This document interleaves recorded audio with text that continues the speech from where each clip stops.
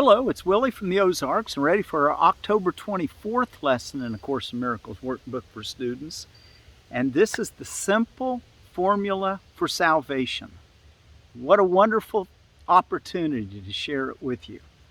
And it is this, lesson 297. Forgiveness is the only gift I give because it is the only gift I want. And everything I give myself. So that's the simple formula for salvation, for happiness, for being clearly in your experience, in your awareness, and being in the kingdom of heaven. So this is the formula. Forgiveness is the only gift I give because it is the only gift I want. And everything I give myself. This is salvation's simple formula.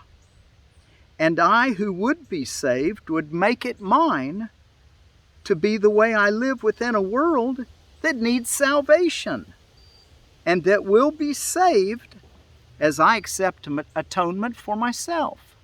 Wow. That second sentence says this is salvation's simple formula. And what is it? Forgiveness is the only gift I give because it is the only gift I want. And everything I give myself. This is salvation's simple formula. Now this is one we want to always keep close at heart and use it every day. Don't let this one escape your notice to make you happy and be at peace. I who would be saved, I who would be saved, would make it mine, would make salvation mine, make this idea, forgiveness is the only gift I give because it is the only gift I want, and everything I give myself. Make that yours today. So listen to the sentence again. And I, who would be saved, would make it mine to be the way I live within a world that needs salvation and that will be saved as I accept atonement for myself. Remember, as you accept the interlocking chain of forgiveness that goes out throughout the whole world, the whole universe, then you see the kingdom of heaven. And then you bring salvation to your world, and you among your world. And the prayer says, Father, how certain are your ways? How sure their final outcome? And how truly faithful is every step in my salvation set already and accomplished by your grace? Let's read that sentence again, that prayer. Father, how certain are your ways? And how sure their final outcome, and how truly faithful is every step in my salvation set already and accomplished by your grace. Thanks be to you for your eternal gifts, and thanks to you for my identity, for your identity, for our identity. We thank God who knows that we're one with Him, the shared identity. So we don't have to live in a world of terror and pain and misery. We can be saved. We can have salvation. And what's salvation's simple formula? Forgiveness is the only gift I give because it is the only gift I want. And everything I give myself. Okay, let's take a look back in our text reading. And we're ready for the second, or I guess it'd really be the first section, or it's section 2 of chapter 8, which is the journey back. And we're doing the direction of the curriculum. Oh, this is going to be good. You're going to like it as well as our lesson for today. We just learning salvation, simple formula. Oh, we should all be so happy and so thankful that it's such a simple formula and that we've learned it and understand it and are motivated to use it. Okay. I want to tell you, I had to bring my Meyer lemon out here again because it's in bloom and it smells so wonderful. Let's see if I can get it up here right there in front of you. See, I still got that lemon on there, and it's not really ripe yet. It's still hanging on. But look how pretty these flowers are, and they just smell wonderful. Just amazing how fragrant they are. I had them in the house by a south-facing window, and I thought, well, I'm just gonna go out here and sit under my red oak tree. It's a Quercus rubra, and tell y'all a little bit more about lemons. Look at that Quercus rubra. Isn't that beautiful? You just sit right there and you can just kind of look up into the branches. Remember what Raven used to say? John Jolly taught him. He said there's a way to put yourself in the treetops where you won't be harmed. Okay, let's see. Meyer lemon. Healthline says it's a good source of vitamin C. Adding fresh lemon juice to hot tea with honey may reduce phlegm when you're sick. Drinking hot or cold lemonade may also help. Well, that's pretty neat to know. Let's bring you back here and you can look at me now. Isn't that beautiful, big old, nice big tree? It's right over here next to the white oak I've been sitting by.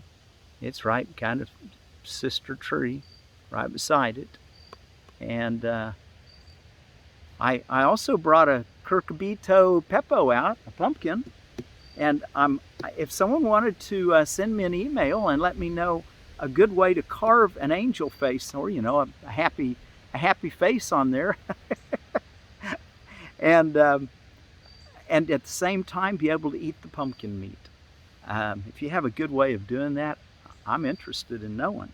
Because when I've made pumpkins before, I go back to get the meat. I usually leave a day or two or 3 or 4 for the kids to enjoy it with the candle in it. Well, that heat in the candle kind of doesn't do so good for the pumpkin. It looks pretty, but it doesn't do all that good for the meat. Anyway, it says they also contain fiber and a number of health beneficent compounds. They may aid in weight loss, reduce your risk of heart disease, anemia, kidney stones, digestive issues, and cancer. Isn't that something? So if you do have a good way of cutting up a pumpkin, putting a face in it, and cut the top off of it, and still be able to use the meat, let me know. My email is what my grandkids call me, papawillie@gmail.com. Be sure it's Will, W-I-L-L, and then E, that stands for my middle initial, which is really, I'm an Edward. I just shorten it to Willie. Okay, the direction of the curriculum. Those whom you perceive as opponents are part of your peace, which you are giving up by attacking them. How can you have what you give up?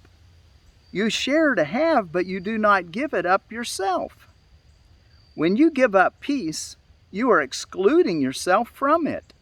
This is a condition which is so alien to the kingdom that you cannot understand the state which prevails within it. Your past learning must have taught you the wrong thing simply because it has not made you happy. On this basis alone, its value should be questioned. We want to start looking at all our thoughts that they're making us happy. We don't need to have any ideas of sacrifice, that we got to sacrifice our happiness. I had a friend the other day that was thinking that in order to have something beneficent happen, you had to go through some kind of struggle, some kind of effort, some kind of pain. And I pointed out that in the kingdom of heaven, we don't have to do that. You can just experience the goodness all the time. Be open for, if you're looking at things upside down, to be inverted, and that might appear in that moment to be sacrifice, but it's just because you're looking at it upside down perspective, and really it's a blessing. So spend your time in the quiet and follow the voice of the voice for joy. Paragraph 5. If learning aims at change, and that is always its purpose, are you satisfied with the changing your learning has brought? Dissatisfaction with learning outcomes must be a sign of learning failure, since it means that you did not get what you want. The curriculum of the atonement is the opposite of the curriculum you have established for yourselves, but so is its outcome. If the outcome of yours has made you unhappy, and if you want a different one, a change in the curriculum is obviously necessary. Makes sense, doesn't it? Paragraph 6. The first change that must be introduced is a change in direction. A meaningful curriculum cannot be inconsistent. If it is planned by two teachers, each believing in diametrically opposed ideas, it cannot be integrated. If you're letting the Holy Spirit teach you and your ego teach you, you're going to be going back and forth. Won't be all integrated in one direction. If it is carried out by these two teachers simultaneously, each one merely interferes with the other. This leads to fluctuation, but not to change. Yeah, you're busy moving around, but not making any real changes. The volatile have no direction. They cannot choose one because they cannot relinquish the other, even if the other does not exist.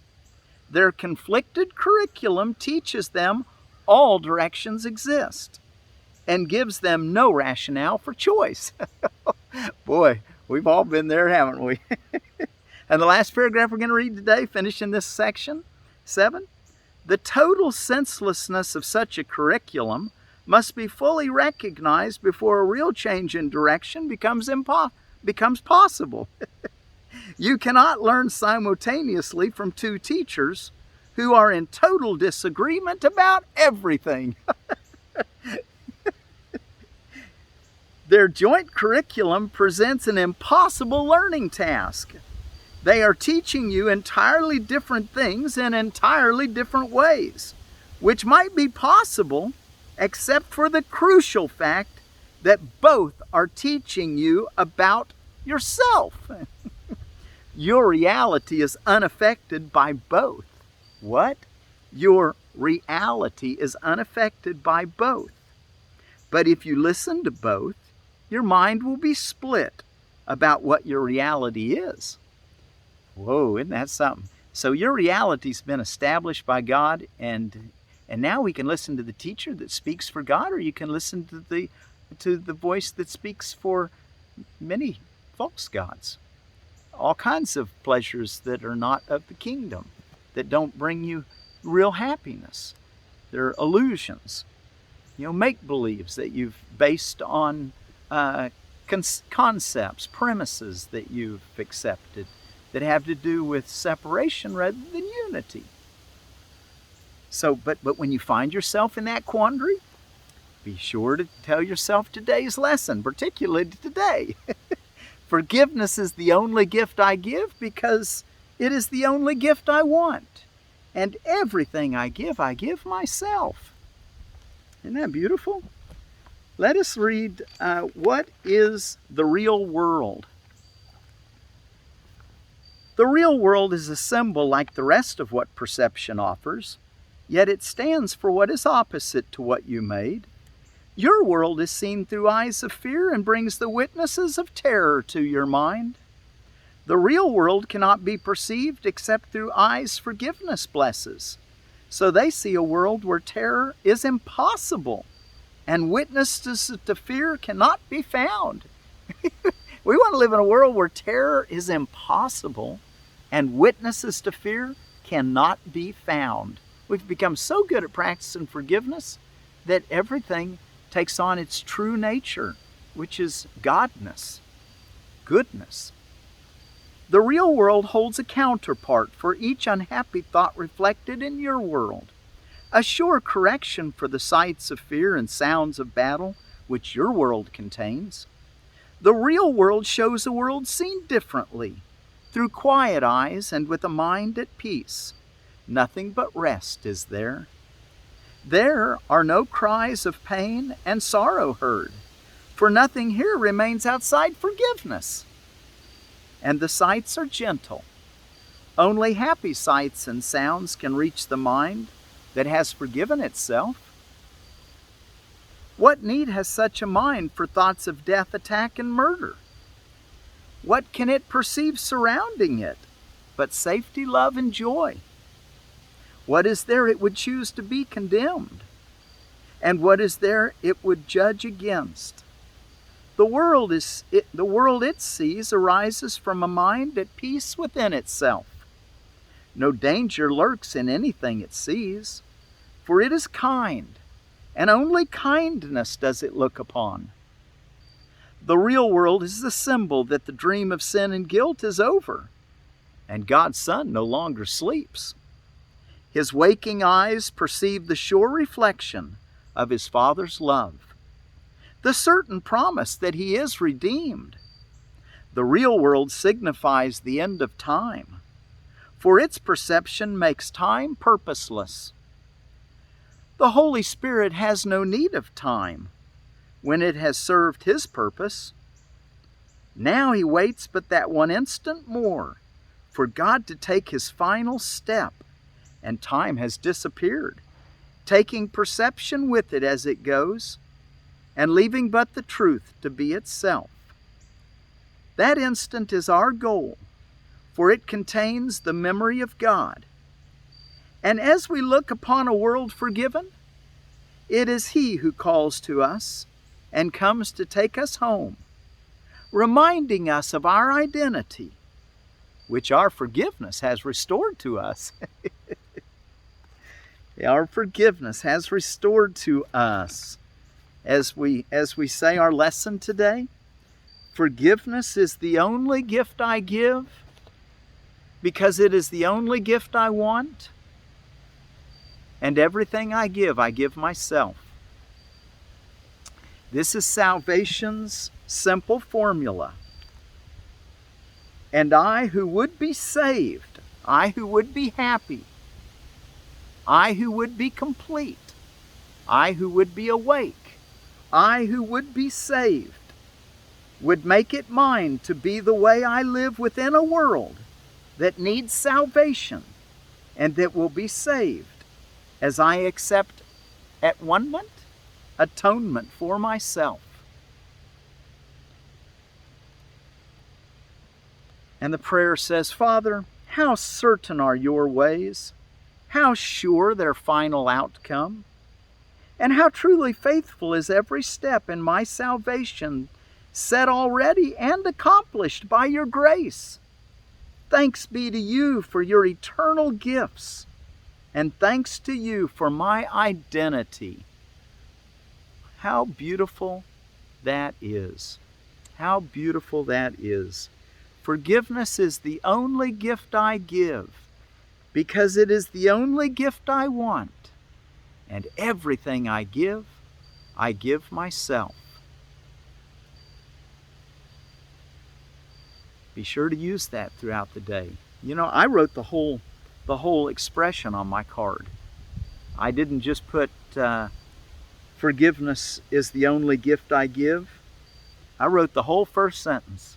And I'd encourage you to do that and just let that just be a part of your mental makeup from now on. You know, use it often. It's salvation's simple formula. It's happiness's simple formula. Forgiveness is the only gift I give because it is the only gift I want. And everything I give I give myself. Forgiveness is the only gift I give because it is the only gift I want. And everything I give myself.